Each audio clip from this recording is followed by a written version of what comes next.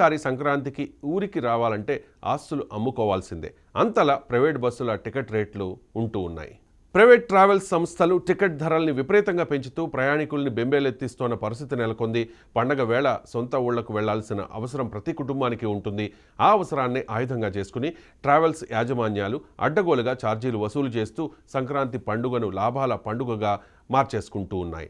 సాధారణ రోజుల్లో హైదరాబాద్ నుంచి విజయవాడకు ప్రయాణించాలంటే ప్రైవేటు బస్సులో టికెట్ ధర సుమారు 700 రూపాయల వరకు ఉంటుంది.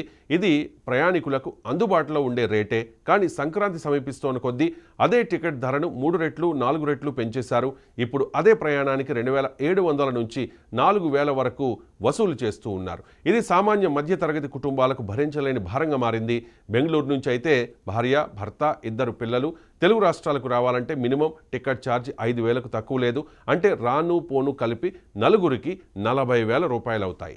ఒక కుటుంబం మొత్తం పండుగకు ఊరికి వెళ్లాలంటే ప్రయాణ ఖర్చులకే 1,000 రూపాయలు వెచ్చించాల్సిన పరిస్థితి ఏర్పడింది.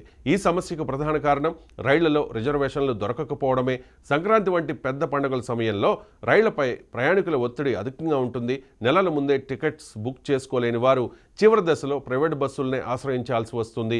ఈ బలహీనతను గమనించిన ట్రావెల్స్ యాజమాన్యాలు ప్రయాణికుల అవసరాన్ని పూర్తిగా వాణిజ్యంగా మలుచుకుంటూ ఉన్నాయి. డిమాండ్ ఎక్కువగా ఉంది కాబట్టి ధరలు ఎంత పెంచినా అడిగేవారు ఎవరుంటారన్న ధోరణితో వ్యవహరిస్తూ ఉన్నారు. ఇంతటితో సమస్య ఆగడం లేదు.